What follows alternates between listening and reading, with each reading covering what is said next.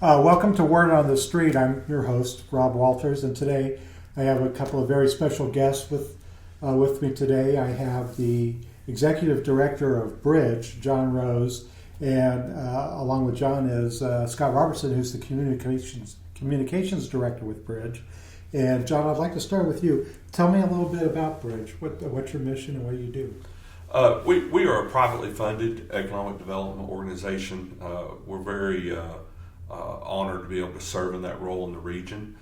We assist nonprofits, economic development departments, municipalities, private developers, real estate, and site development. And that is a broad stroke of what we work on in the region. And another small project would be air service. Okay. Why don't you talk about that? I know that's a big deal.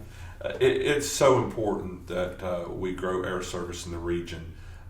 The national average for low-cost carriers across the United States, most airports have around 36 to 37% of seats that fly out of their market is low cost. Mm-hmm. Right now, Tri has only 11% low-cost seats. So as you can see, we're less than a third of the national average, but we're less than 25 or right at 25% of one of our closest competitors. Mm-hmm. So it's so important that we add some seats, not just to make ticket prices more competitive, which is of utmost important, but it also gives people from local communities direct flights to major markets.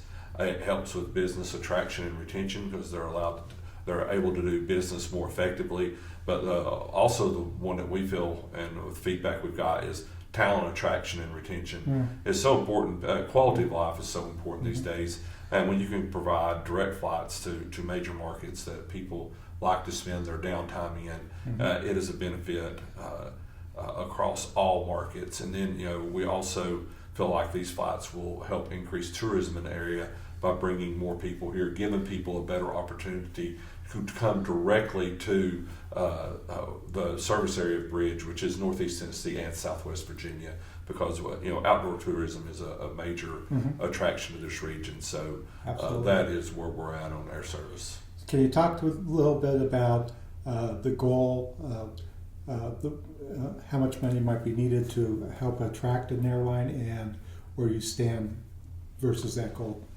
I'd probably back up one. We were, in doing our research, we hired a consultant, Mead & Hunt, their national airport and airline consultant. And they set the bar to expect to have to raise somewhere between $3 and $5 million to get a single major market. When we started down this path, one of the first offers they brought to the table was the one we're working on now, which is $2 million for two major markets. That was just so impactful to be able to get it for, even though $2 million is a lot of money, but to get two major markets for that is just it's an opportunity that we do not see often in this region. And I would add to that $2 million gets us 2 years of service as well, and brings a brand new airline to Tri-Cities Airport, one that hasn't served the region before. So I know that Sullivan County has put up some money or pledged, and Kingsport. Yes. And so Sullivan County was first out of the gate. They approved $240,000. The Kingsport BMA recently approved $250,000, and right now Washington County, Tennessee, has approved in committee $240,000. It'll be going to their full commission at the next meeting, and so we were excited to be able to present the project to them. And other communities are going to support it. We are just waiting to find out how much and when we expect to see it on their agenda. But we'll let them make the announcement as to when it hits their agenda and when they can move forward on it. Well, that's a good chunk toward the goal. So that takes a lot of effort. So yeah, one of the things I've enjoyed is the communities we reached out to are considered owners of the airport. And in part of the research, when I say we, Scott found this. He found the original agreements between the local municipalities from 1935, 1947. And so that was really interesting that these communities started working together almost 100 years ago to get this airport where it needs to be, and they're stepping up again to do the same thing. So that has been an honor to be part of that process as well. Excellent. Scott, you want to talk to me a little bit about some of the other initiatives going on with Bridge, marketing, grant assistance, and some. Sure. We've got several things that we do in addition to the air service, which has gotten a lot of attention lately, and rightfully so. Yeah. But we're not just out there pounding the street for minimum revenue guarantees for an airline. We have really picked up our business in market research and data, and in grant assistance. And both of those are areas where we, as a privately funded regional economic development organization, have the opportunity to have been able to purchase some software packages, some subscriptions to data services that allow us to get proprietary information that maybe a smaller company or a smaller rural community might not be able to get on their own.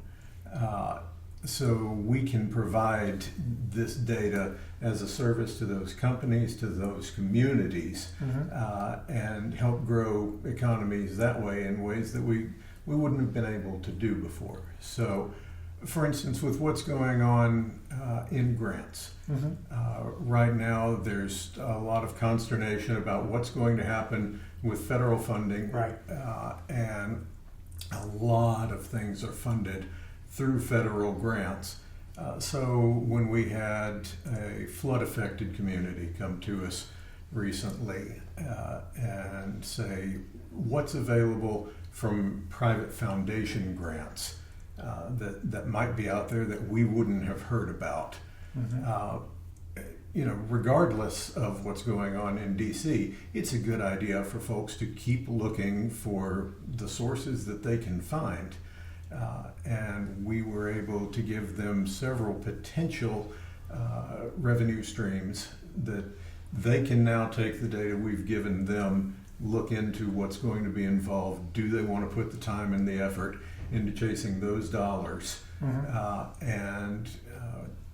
We gave them opportunities that we think they have a pretty good shot at helping their community. We do other market research and data as well. So we had a manufacturer come to us looking for an economic impact report on a potential new operation in a county in Northeast Tennessee. And we were able to show them not just the direct economic impact of the business that they wanted to scale up there, but also indirect impacts, which are helpful when you need to go to, for instance, a governing body and talk about the tax benefits of bringing in your business to that community. We've done wage benefit analyses for companies who need to know that they're going to be able to get the right people and keep the right people. We had a company come to us that was losing employees to Taco Bell. And they needed to know, all right, if Taco Bell is going to give this much, what do we need to do to be competitive in this region and keep our people? Well, that's important work. Thank you very much. John, can you tell me about what communities, counties, region, what's the footprint of Bridge? So we serve multiple counties in Northeast Tennessee and Southwest Virginia. So the 8 counties that we're aware of in Northeast Tennessee that most people know as part of the 1st Congressional District, and then we serve 9 counties on the other side of the state line. But we would not say that we just serve those counties. We had to define a service region, but if someone needed help and we had the bandwidth or staff availability for a project, we're not going to say no just because of a county line. Okay. Are there any other projects that either one of you want to talk about or can talk about this time? Yeah, we've given our word that when we do work on projects that we don't share a project from one city to the other. So we were honored that a city asked us to work on a package to help them recruit two national brands that they're working on getting to their city. So one would be a manufacturer, and the other would be a retail brand. And so, but neither one of those are in a region. And remember, when we say region, it's Northeast Tennessee, South and Southwest Virginia. The other projects that we're working on, even yesterday, we met with developers on two large housing developments. Just those two are around 800 housing units. And it's that was part of my private background before I got to economic development. But I'd like to say when I built houses and roads that was economic development also, just from the other side. And so that's two of the major projects that we're working on as far as real estate. And then another one, that doesn't always get as much attention, but I bring it up in every meeting. So you ask an opening question, so I'm going to add this one to it. Is Mackenzie Templeton works with young professional organizations across the region.